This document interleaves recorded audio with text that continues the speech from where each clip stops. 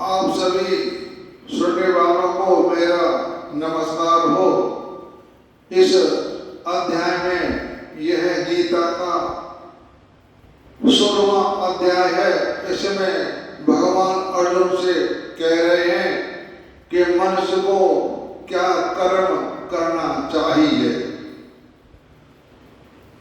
तो भगवान बोले कि भय का सर्वथा अभाव, यानी इंसान को कभी डरना नहीं चाहिए। डर का नाम मन से निकाल दो।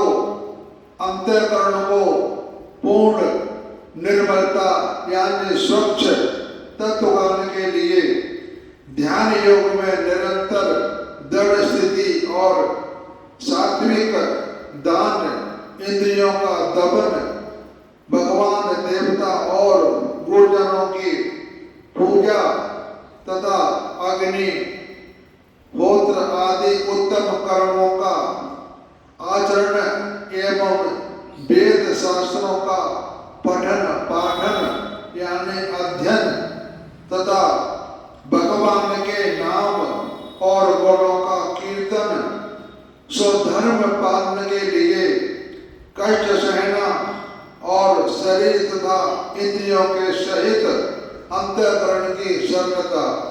हम कोई जब अच्छा काम करते हैं तो उसमें कष्ट भी सहन करने पड़ते हैं।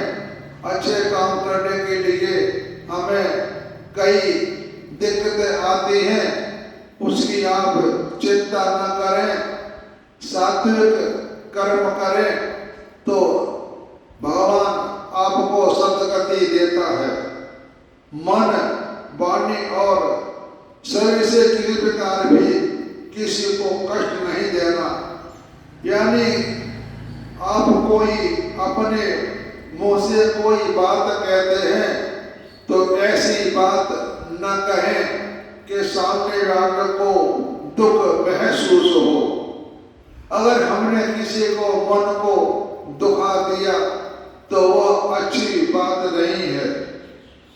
अपना अपकार करने वाले पर भी क्रोध न करें।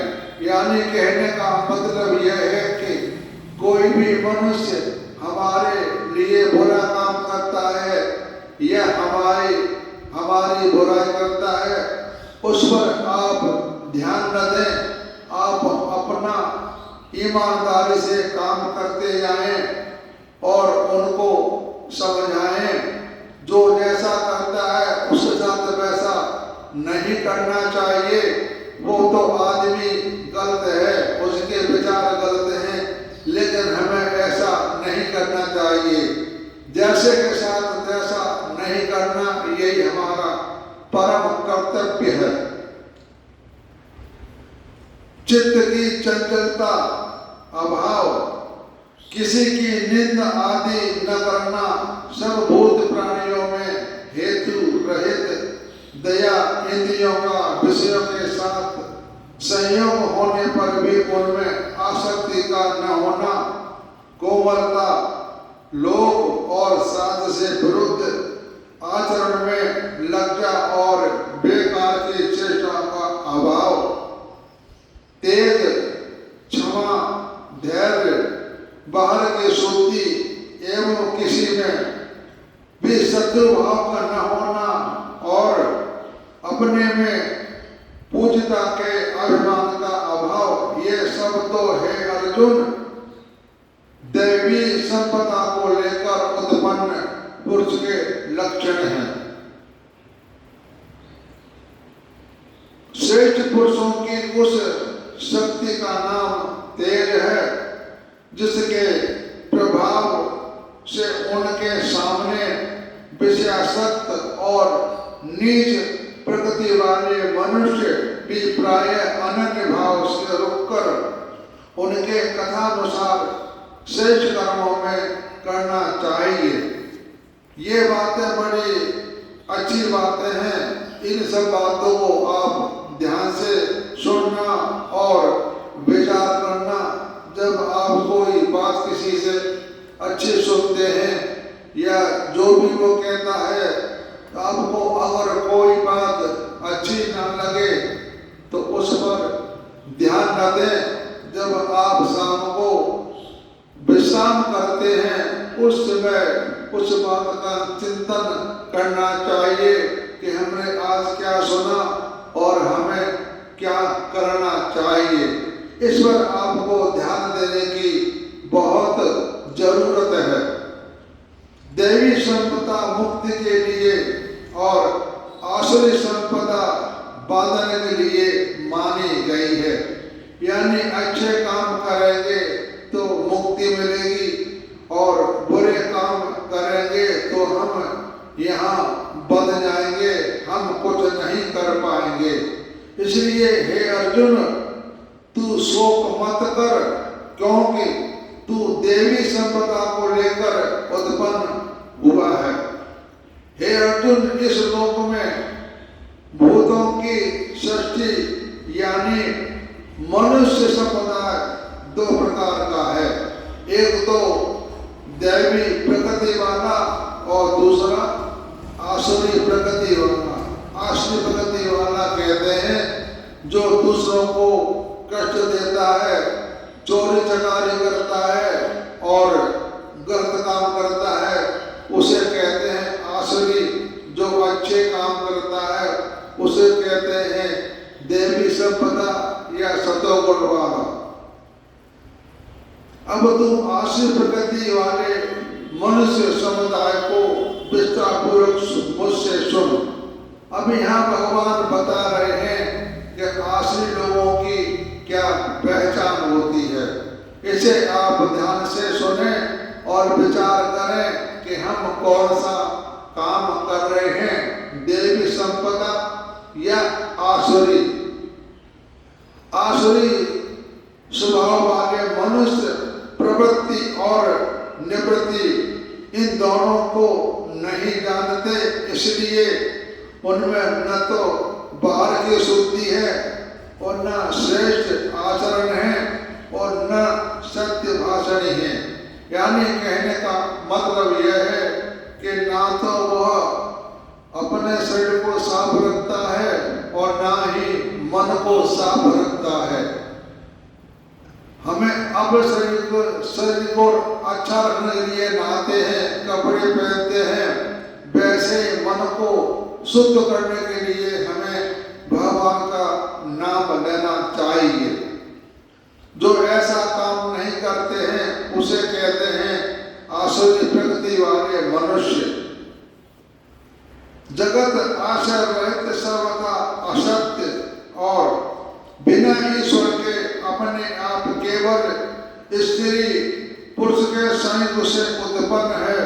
अतएव केवल काम ही इसका कारण है, इसके सिवा और क्या है। इस मिथ्या ज्ञान को अवलंबन करके जिनका स्वभाव नष्ट हो गया है तथा जिनकी बुद्धि मंद है, वे सबका अपकार करने वाले क्रूरकर्मी मनुष्य केवल जगत के नाश के लिए ही समर्थ होते हैं। यानी आसुरी संपदा वाले मनुष्य जगत के नाश करने में लगे रहते हैं, बुरे काम में लगे रहते हैं, उनमें यही समर्थ है। वे दंभ, मान और मद से युक्त मनुष्य किसी प्रकार भी पूर्ण न होने वाली कामनाओं का आश्रय लेकर के अज्ञान से मिथ्या सिद्धांतों को ग्रहण करके और भ्रष्ट आचरणों को धारण करके संसार में विचरते हैं तथा वे मृत्यु पर्यंत रहने वाली असंख्य चिंताओं का आश्रय लेने वाले विषय भोगों के भोग में तत्पर रहने वाले, इतना ही सुख है इस प्रकार मानने वाले होते हैं। वे कहते हैं हमें तो बच्चे पैदा करने हैं और अपना जो अच्छा लगे सो काम करना है, जिससे दुनिया वाले लोग उससे परेशान रहते हैं। लेकिन आसुरी स्वभाव वाले इसी काम को अच्छा समझते हैं। वे आशा की सैकड़ों फांसियों में बंधे हुए मनुष्य काम क्रोध के परायण होकर विषय भोगों के लिए अनन्यपूर्वक धन आदि पदार्थों का संग्रह यानी इकट्ठा करने की चेष्टा करते हैं। हमारा जो असली दुश्मन है वो है हमारा क्रोध। हमारा कोई दुश्मन नहीं है, हमारा अगर असली दुश्मन है तो क्रोध है। जब आदमी को क्रोध आता है उस समय वो होश आवास खो बैठता है, उसे ये फिर नहीं दिखाई देता कि मैं क्या करूं, जो कर रहा हूं सो ठीक कर रहा हूं। तो सबसे बड़ा हमारा दुश्मन है क्रोध। हमारा मन समुदाय कोई भी हमारा दुश्मन नहीं है। हम अपने दोषों को दूसरे पे थोप देते हैं, अरे यार उसने ऐसा काम किया तो हमारे साथ हो गया। ऐसा नहीं है, हमारे कर्मों का फल हमें मिलता है और हम अपने दोष दूसरों के माथे पे मर देते हैं कि फलाने ने ऐसा काम किया इसलिए ऐसा हो गया, नहीं तो ऐसा नहीं होता। ऐसी बात ना समझे, कोई हमारा बुरा नहीं करता और ना ही बुरा कर सकता है। आजकल ऐसी प्रथा चल गई है कि किसी पे कोई बात होती है कहते हैं इसमें तो भूत आ गया है, कोई राक्षस आ गया है, वो इसको तंग कर रहा है। कोई भूत किसी को तंग नहीं करता, हर योनि अपने अपने में मस्त रहती है। हम अपने आप ही बुरे कामों को भूत बना लेते हैं और कहते हैं कि हमारे पर किसी ने कुछ कर दिया है इसीलिए हमारे साथ बुरा हो रहा है। अरे भैया, कोई किसी का बुरा नहीं कर सकता, बुरा कभी किसी का नहीं होता, क्योंकि इसको देखने वाले हमारे परब्रह्म परमेश्वर परमात्मा है। वह अपने सब बच्चों को देखता है। भगवान कभी किसी का बुरा नहीं चाहता है, ये आप सोच लो। जैसे हम अपने बच्चों के लिए कभी बुरा नहीं सोचते, बच्चा चाहे चोर हो, उचक्का हो, फिर भी माँ बाप कहते हैं कि हमारा बच्चा है बेचारा, कोई बात नहीं, ठीक हो जाएगा। अब आप अंदाज लगा लीजिए, हमारा बच्चा अच्छा हो या बुरा हो, हमारा बच्चा हमें अच्छा लगता है, हम उसके लिए अच्छा ही काम करेंगे, बच्चा चाहे कुछ भी करे। जैसे आजकल के बच्चे कह देते हैं कि हमारे बाप ने हमारे लिए क्या किया, कुछ नहीं किया। यानी अपना दोष अपने माँ बाप पे या भाई बहन पे या पड़ोसी पे थोप देते हैं कि उसने मेरे साथ बुरा किया। ऐसा नहीं है, जो कुछ बुरा होता है वो हमारे कर्मों की वजह से ही हमारे साथ बुरा होता है। वह शत्रु ये सोचा करते हैं कि मैंने आज यह प्राप्त कर लिया है, अब इस मनोरथ को प्राप्त कर लूंगा, मेरे पास इतना धन है और फिर भी यह हो जाएगा, तो मेरे पास तो बहुत पैसा है, मैं ऐसा करूंगा वैसा करूंगा।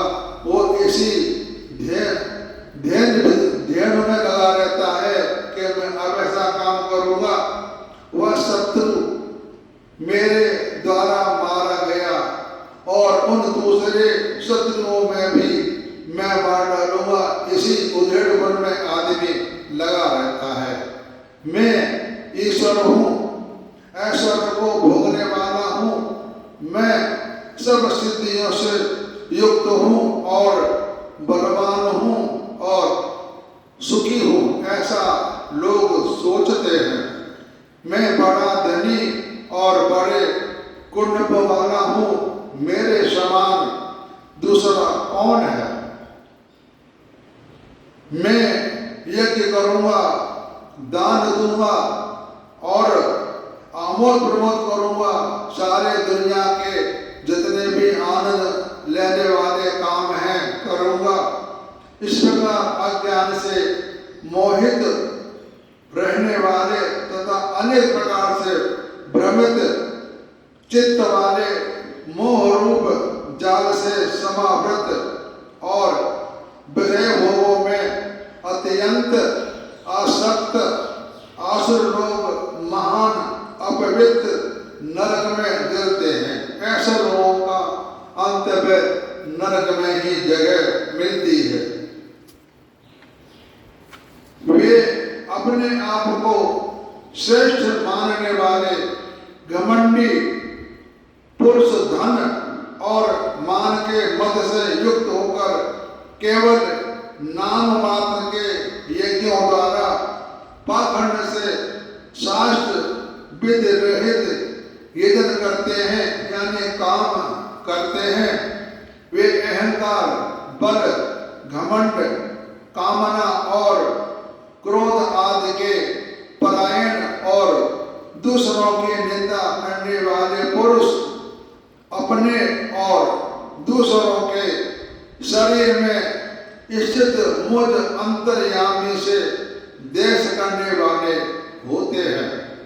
उन देश करने वाले पापाचारी और क्रूर कर्मी यानी बुरे कर्म करने वाले नराधमों को मैं संसार में बार बार आश्रय योनियों में ही डालता हूँ। ऐसे लोगों को मैं आश्रय योनि में डालता हूँ। हे अर्जुन, वे मूढ़ मुझको न प्राप्त होकर ही जन्म जन्म में आश्रय योनि को प्राप्त होते हैं और फिर उससे भी अति नीच गति को प्राप्त होते हैं, अर्थात घोर नरक में पड़ते हैं।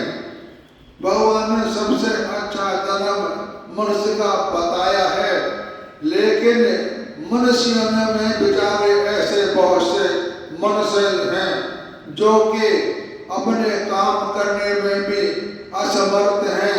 कोई किसी को भगवान ने कोढ़ का रोग दे दिया, किसी के हाथ काट दिए, किसी के पैर काट दिए, तो मनुष्य के अंदर भी ऐसे अपने मनुष्य कर्म के अनुसार जन्म लेते हैं जो कि एक जानवर से भी बेहतर होते हैं।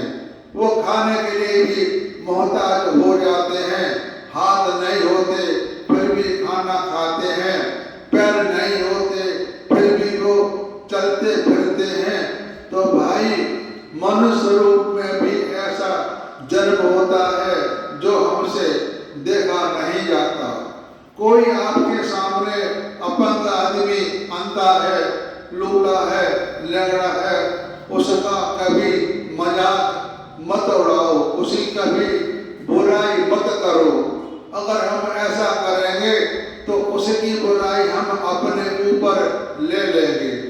बेचारा वो तो अपने कर्मों को भोग रहा है, लेकिन तुम उसके बारे में बुरा मत सोचो, बुरा मत कहो, और अगर आपसे हो सकता है उसकी बधाई कर दो, लेकिन उसके बारे में विचार गलत मत कभी सोचो। किसी की कभी देख करके निंदा नहीं करना चाहिए, और किसी का भला नहीं हो आप कर सकते तो उसकी बुराई भी ना करें। काम, क्रोध तथा लोभ ये तीन प्रकार के नरक के द्वार हैं, आत्मा का नाश करने वाले, अर्थात उसको अधोगति में ले जाने वाले हैं। अतएव इन तीनों को त्याग देना चाहिए, काम, क्रोध तथा लोभ। काम और लोभ को तो आप छोड़ दो, काम और लोभ तो हर इंसान करता है, करना चाहिए, लेकिन इसका सबसे बड़ा दुश्मन हमारा क्रोध है। क्रोध के वजह से ही हमारे सारे काम खराब हो जाते हैं। अगर हम लोभ नहीं करेंगे तो हम अपना जीवन यापन कैसे करेंगे? हम मान लो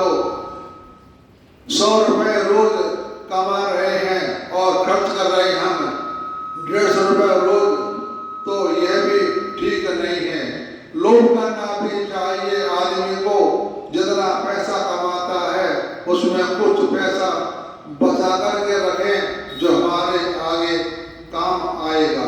अगर हम काम के बारे में नहीं सोचेंगे तो वह भी बात ठीक नहीं है। हमें काम भी करना चाहिए। सबसे बड़ा दुश्मन है हमारा क्रोध।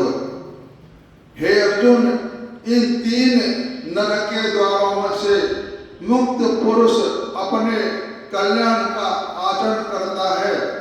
इससे वह परम गति को जाता है, अर्थात मुझको प्राप्त हो जाता है। जो पुरुष शास्त्र विधि को त्याग कर अपनी इच्छा से मनमाना आचरण करता है और वह न सिद्धि को प्राप्त होता है और न परम गति को। इससे तेरे लिए इस कर्तव्य और अकर्तव्य की व्यवस्था में शास्त्र ही प्रमाण है। ऐसा जानकर तू शास्त्र विधि से नियत कर्म ही करने योग्य है। यानी कहने का मतलब ये है कि यहाँ भगवान ने कहा कि भाई ऐसा गलत काम मत करो। इस अध्याय में भगवान ने एक आश्रित मनुष्य की पहचान बताई कि आश्रित स्वभाव वाले लोग कौन होते हैं। तो ये मैंने अभी आपको आश्रित स्वभाव के बारे में बता दिया। अब इससे बाद में आपको आगे बात बताऊंगा कि भगवान ने अर्जुन को क्या बात बताई है। आप सभी को मेरा नमस्कार। आप सब सुनने वालों का धन्यवाद। भगवान आपकी बुद्धि को ठीक करके भगवान आप सबका भला करे, आप सबको बुद्धि दे, धन धान्य दे और अपना लालन पालन बड़े आराम से करें भगवान का नाम लेकर के। इससे और बड़ा कोई चारा नहीं है। और अपने दोषों को किसी दूसरों पर ना थोपे। यही सोच करके शांत हो जाए कि हमारे जो कर्म करके आए थे वही हम भोग रहे हैं। जो भी दोषी है मैं स्वयं दोषी हूँ, इसका कोई दोष नहीं है। यानी दोष लगाना छोड़ दो, आपकी बुद्धि अपने आप ठीक हो जाएगी। भगवान ने हमको बुद्धि दी है इसलिए कि हे मनुष्य बुद्धि से काम लो। जब मैंने तुझे बुद्धि दे दी है तो बुद्धि का काम क्यों नहीं लेता। जो बुद्धि का काम नहीं लेता है उसकी बहुत बुरी गति होती है। आप सबको मेरा नमस्कार। अब मैं बड़ी वाणी को विराम देता हूँ। धन्यवाद।